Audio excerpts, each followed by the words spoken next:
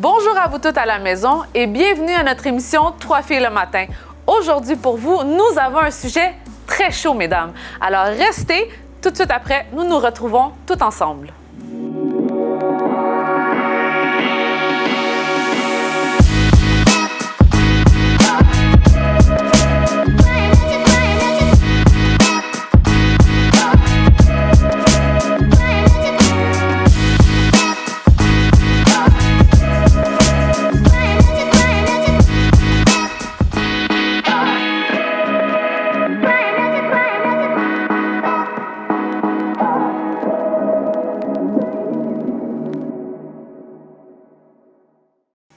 Alors, bonjour mesdames et bienvenue pour une autre émission de 3 filles le matin. Oui, et ça va bien? Quelle émission? Quelle émission! Alors, aujourd'hui, notre invitée est de retour pour une deuxième fois avec nous, Sylvie. Oui, c'est ça. Bonjour, Toujours bonjour. Bonjour! Et Nancy qui est toujours fidèle au poste. Ah oui, bien écoute, Toujours. On va parler sexualité, c'est sûr que je l'ai. Non. Écoutez, quand on a pensé à des sujets qu'on pouvait aborder lors de l'émission 3 filles le matin, qui aurait pu penser que le sujet des hormones et de la sexualité serait abordé? Ah, moi. Nous autres, on est dedans, on dit oui, oui. OK, bon, mais c'est bien, mais ça prouve une chose. Ça prouve que ce sujet se doit d'être abordé. Parce que malheureusement, on n'en parle pas assez et beaucoup de femmes ont des questions, ont une multitude de questions qu'elles se posent par rapport à ça. Et très souvent, ce qui arrive, c'est qu'on ne le partage pas entre femmes. Ben, en fait, on le partage, mais il y en a beaucoup qui veulent rester incognito. Oui. Et ce que j'ai aimé, c'est que quand j'ai rencontré Sylvie, juste un petit peu avant, on s'en est parlé, puis on s'est dit, hey, nous autres, on est-tu capable d'en parler de ces sujets-là? Hey, mais on n'a aucun tabou là-dessus. Et puis, pour nous, c'est comme une joie parce que justement, moi, encore aujourd'hui, quand il y a des femmes, des jeunes filles, ou tu sais, parce que des fois, on parle sexualité, mais on parle pas juste au niveau marié. On parle des personnes aussi qui ont déjà des questions avant le mariage aussi, il faut s'informer. Puis pour moi, là, j'ai aucun tabou, j'ai aucune difficulté à en parler tant que c'est fait de façon respectueuse C'est ça. Exactement. et saine. Alors, il n'y a pas de problème. Exactement. Alors, avant de débuter, je voulais juste partager un petit verset avec vous, si vous me le permettez bien. Bien sûr. Alors, c'est un petit verset dans 1 Corinthiens 6, 19. Alors, ça dit, « Ne savez-vous pas que votre corps est le temple du Saint-Esprit qui est en vous, que vous avez reçu de Dieu, et que vous ne vous appartenez point à vous-même, car vous avez été rachetés à un grand prix. Glorifiez donc Dieu dans votre corps et dans votre esprit qui appartient à Dieu. » Alors, moi, je trouvais qu'il n'y avait pas plus... qu'il n'y a pas une plus belle façon de commencer cette émission en parlant de l'importance de comprendre que notre corps ne nous appartient pas. Moi, je voudrais juste dire, parce que, tu sais, c'est un sujet quand même qui va être sérieux, mais moi, je le prends vraiment pas au sérieux. Non. Moi, j'ai juste le goût de rire depuis tantôt. Puis c'est pas parce que c'est des blagues de collégiennes, là, mais j'ai beaucoup d'imagination. Puis là, quand j'entendais, que notre corps, c'est le temple de Dieu, on a souvent entendu ça, mais là, je sais pas, ils viennent de venir un éclair, je pense que je vais vous le dire. Parce que quand elle disait c'est le temple, oui, on va dire que cette phrase-là, c'est surtout parce qu'on parle de respecter notre corps au niveau sexualité et tout ça.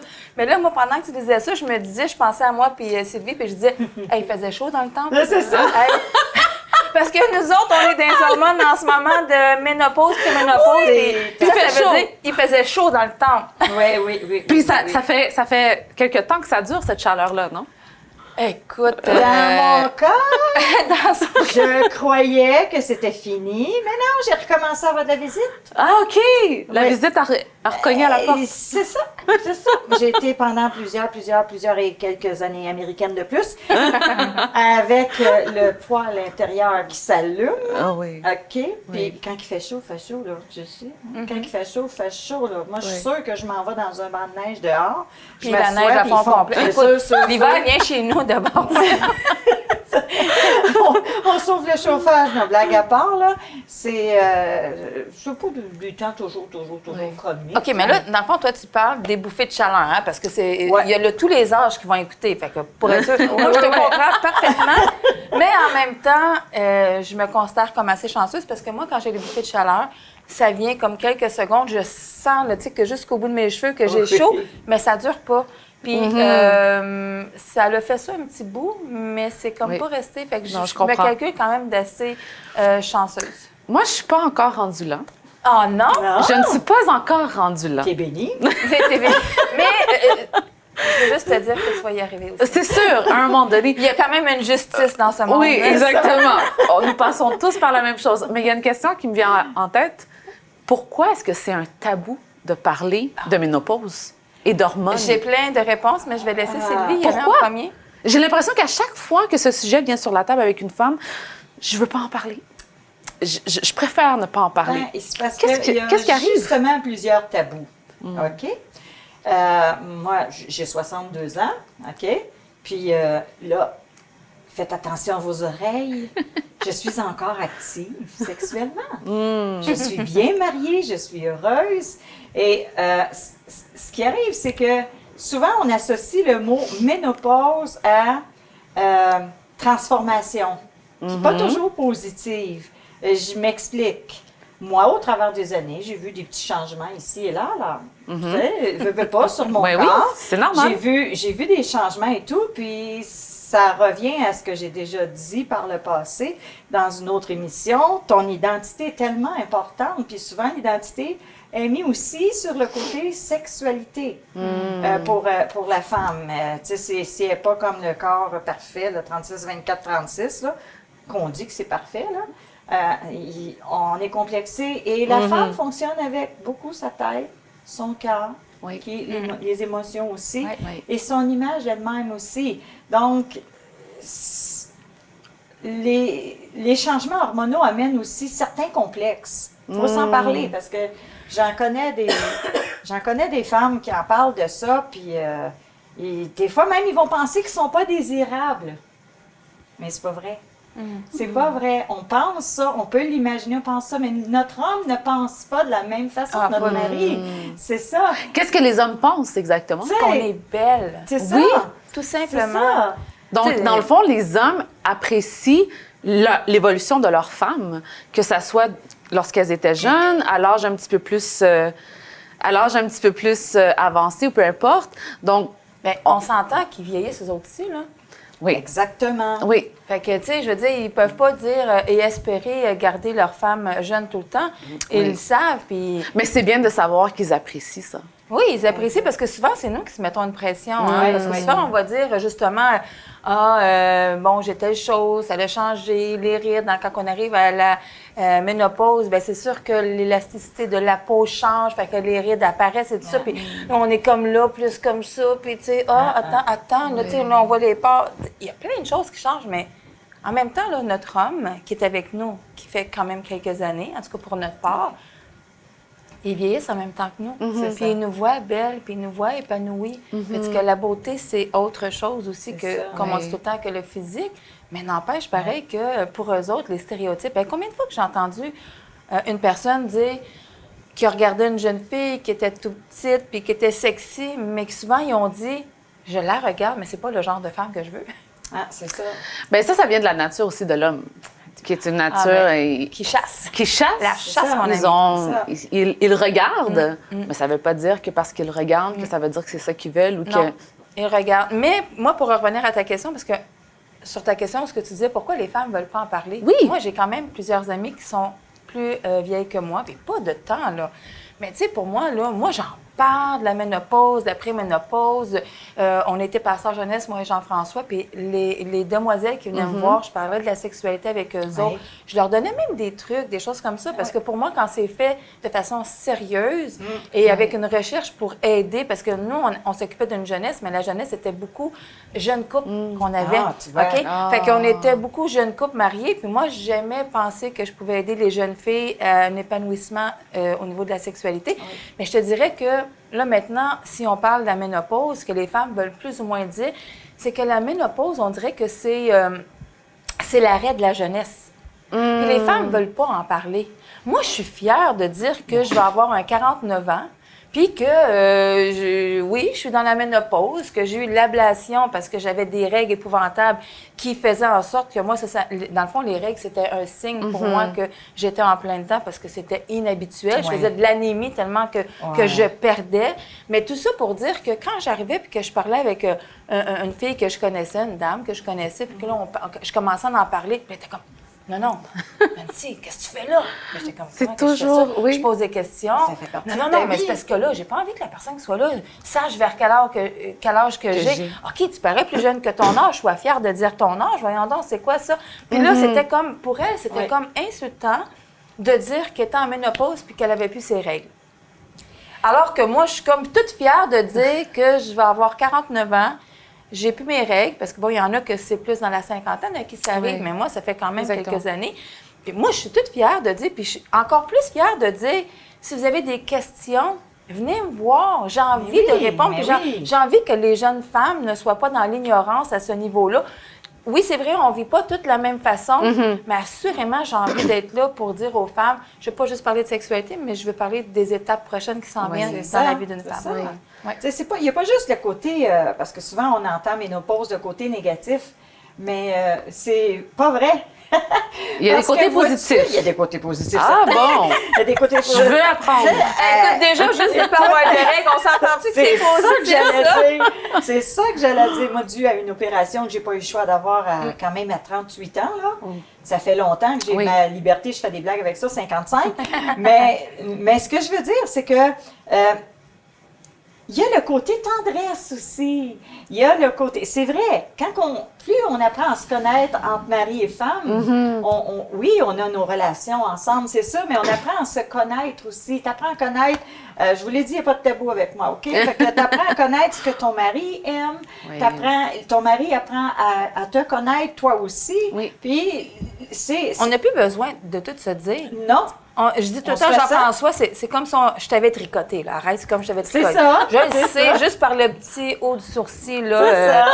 On se connaît tellement, fait que c'est génial. Mais c'est beau à voir. Moi, je trouve ça vraiment beau à voir, sincèrement. Puis c'est inspirant. C'est inspirant. Je trouve que c'est bien d'avoir des modèles de couples comme ça qui sont pas fiers, mais qui sont... on est fiers. Oui, fiers, contents de vivre ces années-là de leur vie. Je trouve que c'est inspirant, c'est le fun. Oui, puis en même temps, c'est de dire aussi que, toi, je sais pas, Sylvie, ça fait combien de temps, mais tu sais, pour ma part, souvent, les gens qui ne nous connaissent pas vont dire, écoute, juste la façon qu'ils agissent eux autres, ça doit être des nouveaux mariés de 3 ans. Non, ça fait 18 ans qu'on est ensemble, ça fait 16 ans. Puis nous, quand on se regarde, on est encore amoureux comme dans les premiers jours. Wow. Et je dis pas qu'il n'y a pas des embûches. Parce que là, remarquez tout le monde, moi, je parle que j'aime tout ce qu'on parle par rapport à les couples, mais ça fait pas de moi une femme parfaite en couple. Mais j'ai quand même des outils, par contre, pour nous aider et aider des gens. Mais ce qui fait en sorte que si on a l'air autant amoureux encore aujourd'hui, c'est que c'est une décision aussi. C'est ça. Tu vois, moi, je trouve que je parle plus de la ménopause, OK? Je veux pas parce que je suis rendue là, mais on vit une certaine liberté aussi, qu'il ne faut pas qu'on oublie. Tu sais, le côté, pas soir mon homme, je t'aime, mais les enfants reçoivent leurs amis ou quelque chose. J'ai pas ce problème-là, là. OK? Mes enfants sont tous mariés et tout. C'est qu'on est plus libres, tous les deux. On est plus libres et... il y a le côté aussi, surtout si tu as vraiment le partenaire que Dieu voulait pour toi. Moi, dans mon cas, je l'appelle mon cadeau, mon chéri. C'est simple, je sais, il va nous écouter, là, puis je le vois déjà les yeux pleins d'eau, là, parce que c'est un homme qui est quand même doux, sensible. C'est mon cadeau, mon mari. C'est vraiment mon cadeau de Dieu. Et il m'aime tellement qu'il va m'amener, il va même me sécuriser des fois, parce que il y a des questions qu'on se pose, j'en parlais tantôt, les changements qu'on a dans notre corps. Des fois, on se demande, est-ce qu'on est encore désirable? Tantôt, j'ai dit ça ça, ouais. Non, tu sais. Mais on pense qu'on ne l'est pas, mais des fois, c'est ton mari qui va te rassurer. Moi, le mien, il me rassure, il me le dit, tu sais. Il dit, j'aime pas juste toi, ton corps, ton apparence physique, j'aime ton cœur. Puis il vient me chercher de ce côté-là, tu sais. La sexualité, tu ne peux pas en parler sans la complicité de cœur à cœur Oui. et d'âme à âme Tout à fait. entre le mari et la femme. Tu peux Tout à pas. fait. Parce que si, pour la femme, la sexualité, c'est un complément. Parce que j'ai du vécu, là, c'est un complément. Si elle ne se sent pas sécure dans Ouais. tous les autres domaines de sa vie, C'est difficile. ça va faire énormément de dommages dans sa vie sexuelle. Ça, c'est officiel, parce qu'elle va se sentir comme un objet. Ouais. Tandis qu'une femme qui se sent aimée, c'est pour ça qu'on parle entre femmes, mais j'inclus le rôle du mari là-dedans. Une femme qui se sent aimée, une femme qui se sent même valorisée par son mari, qui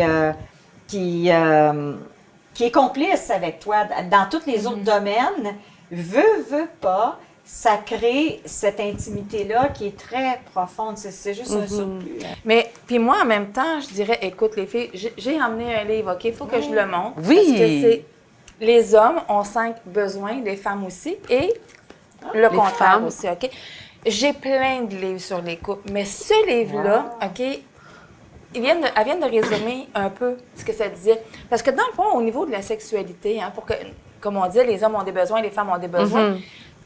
Puis Dieu, il nous a fait complémentaires et non pas pareils. C'est ça. OK?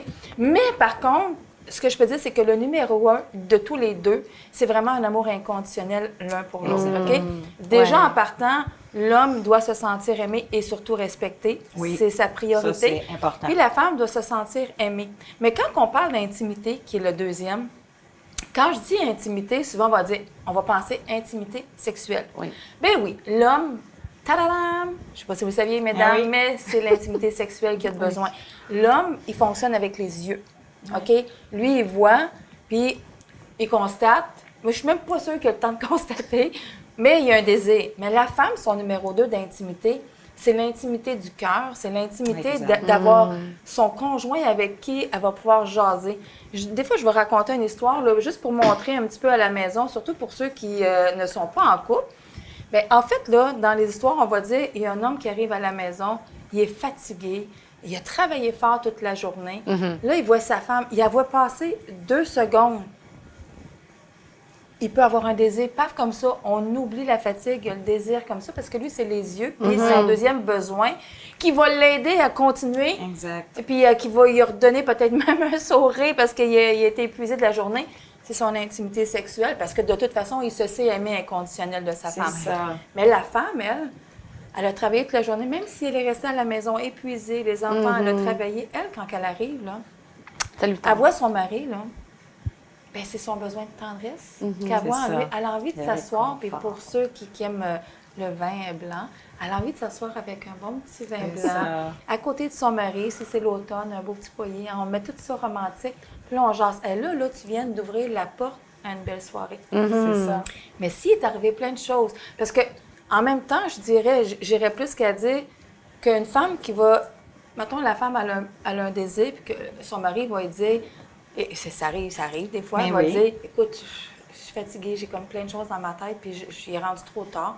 Ça peut arriver. La femme, est-ce qu'elle va le prendre comme un affront? Non. Elle ne se sent pas rejetée, mais pas du tout.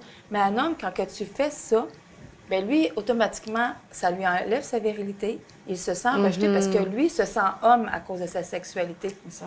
Fait que, tu comprends? Fait que là, c'est si Dieu l'homme qui a fait ça arrive comme et ça. qu'il dit ouais, ben là, non, j'ai besoin, c'est écrit dans la Bible, puis que ton corps t'appartient pas, puis nanana. Ben, tu penses-tu que la femme a le goût, là? Écoute, son deuxième besoin là, d'intimité émotionnelle, là, il capote, là. Il dit Ah, Fait que c'est c'est vrai, un ça. travail continu. Puis savez-vous quoi? Dieu nous a fait de même. Exactement. Fait que c'est pas la faute plus d'un autre. C'est Dieu qui nous a fait de même pour apprendre à communiquer, puis apprendre à dialoguer ensemble, puis à comprendre les besoins l'un de l'autre. Fait que je reviens à mon livre. Habituellement, c'est une émission pour les femmes, mais les femmes, si vous l'achetez, là, pensez à votre mari. Ça ne marche pas à tous les coups. Si vous saviez le nombre de livres, comme je disais, que j'ai puis que j'ai laissé traîner un peu partout pour que Jean-François les lise, J'imagine. ça n'a pas vraiment fonctionné. Jusqu'à temps qu'à un moment donné, regardez ce petit truc-là, j'ai dit, Jean-François, je sais que notre couple va bien. Je sais qu'on est amoureux, mais sais-tu quoi? J'aimerais que des fois, tu arrives à en lire parce que ça peut prévenir aussi des choses à la longue, OK? Puis, ça fait en sorte que j'ai même dit, est-ce que c'est de la manipulation? Peut-être, mais ça venait quand même de mon cœur en disant, quand tu me dis que ça ne t'intéresse pas, c'est comme si involontairement, tu me dis que notre couple t'intéresse pas. C'est Pour moi, vraiment... c'est je comprends tellement ce qu'elle veut dire parce que c'est... Premièrement, dans la vie, il y a plusieurs étapes. Puis il y a plusieurs étapes, mais pas juste pour nous. On ne peut pas parler de sexualité sans parler de notre mari. Mais non, c'est Sans sûr. parler tu sais, de notre relation avec notre mari. Vous savez quoi? Il y a des couples qui vivent la madame ménopause et le monsieur andropause en même temps. Oh là là là là. C'est ce qu'on vit. Je pense que je suis là-dedans, mais dis pas JF. Non, mais je pense que je suis là-dedans. C'est ce qu'on vit, mais de là l'importance, l'importance. Nous, on rit beaucoup. Moi et mon mari, on rit beaucoup. Mais moi, là, regarde, je vais poser la même question que peut-être, parce que, tu sais, la femme, on vit des changements, fait qu'on arrive à savoir un peu c'est quoi l'anthropause, c'est quoi que tu vis. Tu peux-tu exposer ton mari aujourd'hui? Chérie, Puis te pardonne-moi. Non, mais elle a dit pas de tabou. Moi, ça m'intéresse. Non, il n'y en a pas de tabou, c'est parce qu'il y a beaucoup de couples qui n'osent pas en parler. On disait tantôt qu'il y a bien des femmes qui ne veulent pas parler de la ménopause, sont gênées. Si vous saviez comment il y a d'hommes qui sont dans l'andropause et qui veulent juste pas en parler. Ou qui ont... On dirait que c'est pire pour eux autres. C'est comme, ben non, je suis pas là-dedans. C'est ça. Non, c'est des choses qui peuvent arriver de là. L'andropause pour l'homme, il peut avoir des bouffées de chaleur comme la femme. Il peut avoir même des temps où on est sur pause. Il peut avoir des temps comme ça où on est sur pause. Il peut avoir des temps où il sent son humeur changer, exactement comme la femme. Mais souvent, on pense le côté hormonal, juste côté féminin. Non, ça arrive sur le côté masculin aussi. De là, l'humour qui rentre en action. Parce que, regardez-moi, là, je ris, là. C'est parce que moi et mon mari, on rit. Mais il faut rire de ça, c'est ce qui détend l'atmosphère. Oui, on rit, puis on s'aime, mais on s'aime vraiment, on s'aime beaucoup, beaucoup, beaucoup, beaucoup. Mais en même temps, ce qui est important dans le couple, on parle le côté, souvent, rendu couple, on parle de la femme au début, mais veut pas, on va pas sans l'autre. Mais c'est la compréhension de l'un de l'autre. Ton livre, là, je trouve que c'est une perle. Je pense que je vais me le procurer. Il faut. Je trouve que c'est important de connaître ce qui s'en vient pour pas rien prendre de personnel, pour pas rien prendre de voyons, qu'est-ce qui se passe? Elle a changé ou il a changé. Ben oui, c'est normal, jusqu'à ce que le Seigneur vienne nous chercher à notre heure. Et il va y avoir des changements. Nous, on fait des farces. Souvent, moi et mon mari, on dit on est sur la garantie prolongée présentement. On fait des farces. C'est bien dit, ça. Puis tu vois, au niveau de la ménopause, parce que bon, quand même, tu es plus avancée que moi à ce sujet-là. Moi, j'ai pas pris d'hormones. J'ai pas senti le besoin, comme je disais, tu sais, mes bouffées de chaleur et tout ça, puis au niveau de mes règles, ben moi, j'ai fait l'ablation, fait que ça l'a réduit, en fait, ça l'a arrêté complètement. Mais il y a des femmes qui n'ont pas besoin de passer par là, mais justement, au niveau de l'humeur, moi, j'ai quelque chose que je prends qui m'aide là, de façon extraordinaire, puis je sais que des fois, même Jean-François va me dire, bon, t'as-tu pris tes macas, tu sais? Ah, mais oui! On s'agace comme ça aussi. Puis là, je le regarde et je dis, non, mais toi, tu devrais en prendre aussi. Mais est-ce que toi, tu as eu à utiliser quelque chose? Moi, ce que j'ai fait, c'est je suis beaucoup, beaucoup plus produit naturel. Mais maca, c'est naturel, hein? C'est ça, oui. c'est ça. Et maca, j'en ai pas pris. Par contre, il y en a pour les hommes aussi. Oui, exact. Mais moi, ce que j'ai pris, c'était plus le complexe B. Ça a été plus augmenter ma quantité de zinc dans mon alimentation. Oui, ça, c'est important aussi. Oui, parce qu'on m'avait expliqué dans un magasin de produits naturels que souvent, les femmes, là, je parlais pour moi, donc les femmes regardent le côté ménopause, hormonale, juste ces hormones-là. On oublie que la glande thyroïde dirige tout le système hormonal. Okay. Ça, je ne savais pas ça, je l'ai appris. Oui. Puis, mesdames, c'est un truc. Quand que la naturopathe m'a expliqué ça, elle m'a dit, si tu manques de zinc, ta glande thyroïde qui se trouve être la patronne de toutes les autres glandes dans ton corps, de tout ton système hormonal, mais si elle n'est pas bien nourrie, le reste du système hormonal va avoir des problèmes. Exactement, oui. Puis, j'ai dit OK. Fait que là, j'ai tout augmenté ma quantité de zinc dans ma nutrition. Je suis quelqu'un qui fait quand même attention à ce que j'absorbe. Puis là, j'ai augmenté ma quantité de zinc, complexe B, parce que ça aide. C'est comme un calmant, si tu veux, naturel. Parce que quand tu as un débalancement hormonal, j'en ai fait un après une grossesse. J'ai vraiment connu une chute de cheveux même. Après une grossesse, j'ai fait, puis l'autre débalancement hormonal que j'ai eu, ça a été plus vers les années, je te dirais 54, 55 ans. J'ai senti, là, ben voyons, c'est que j'ai à broyer, excusez le terme. Qu'est-ce que j'ai à pleurer pour rien, là?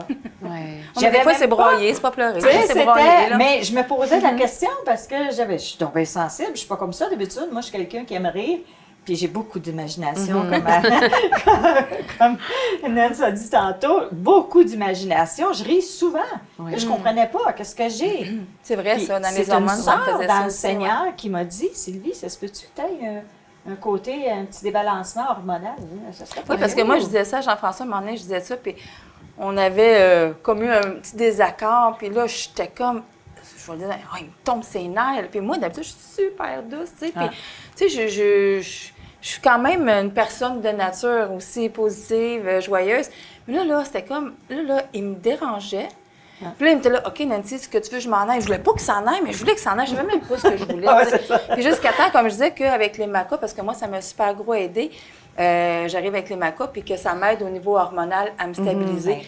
Mais si on revient, mettons, là, parce qu'il nous reste moins de temps, hein? On jase comme d'habitude, on aime ça jaser. Mais j'aurais deux choses, dans le fond, avant de terminer.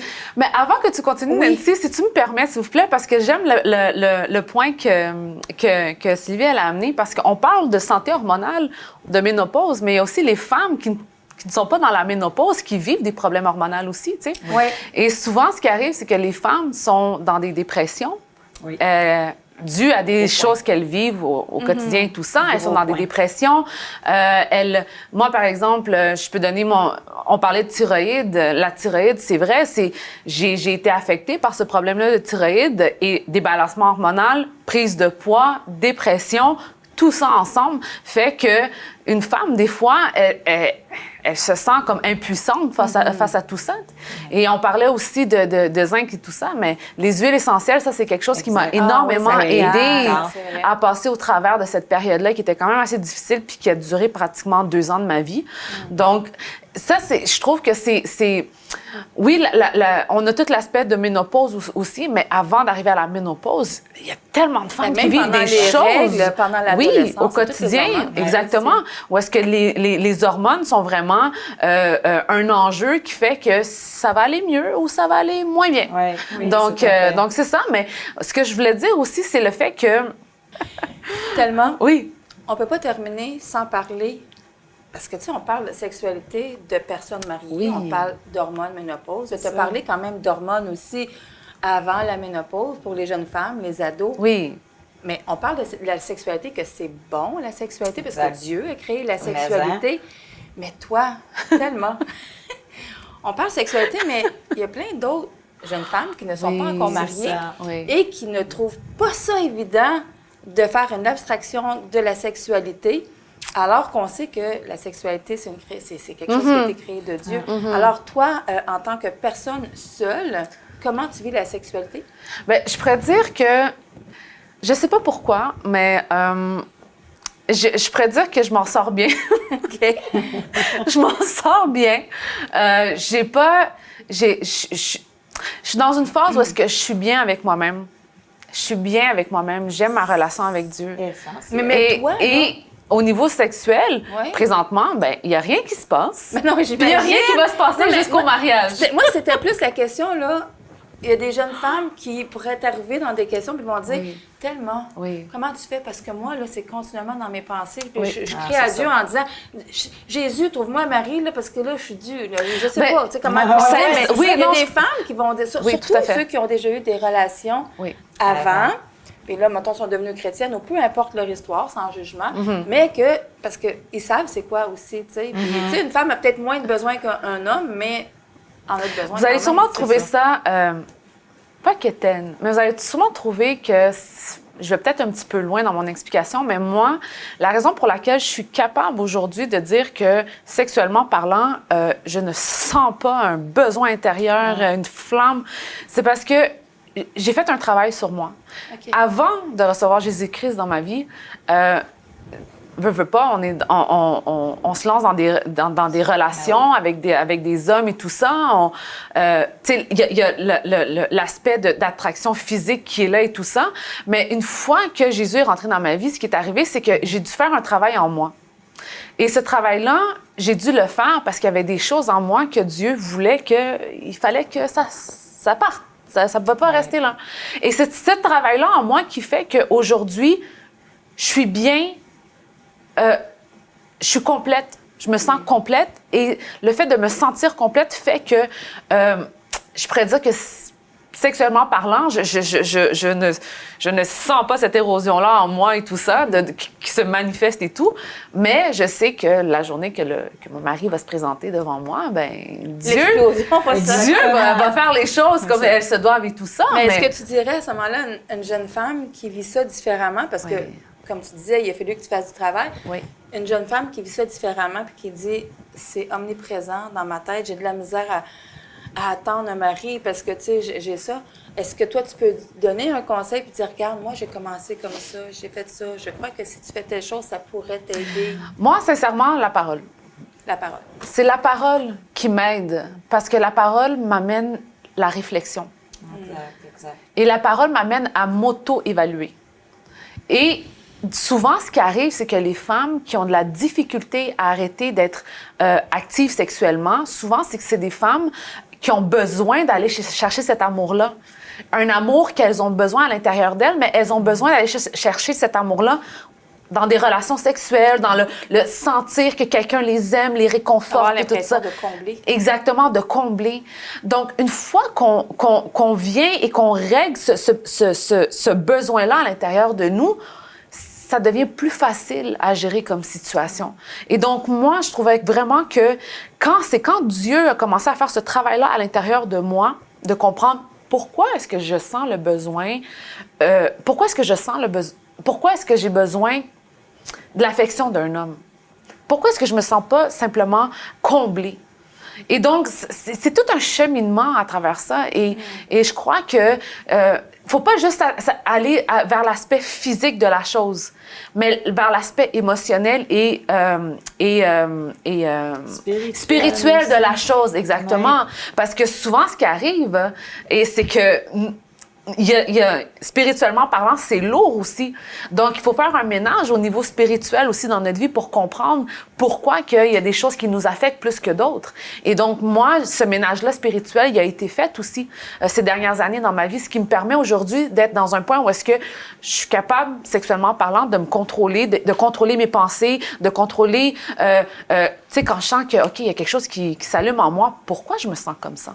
Pourquoi ça s'allume tout d'un coup en moi, tu sais? Et donc, c'est ça, de faire toute cette rétrospective-là. Puis tu vois, on a commencé avec un verset dans 1 Corinthiens, puis j'aimerais terminer avec un verset aussi dans 1 Corinthiens.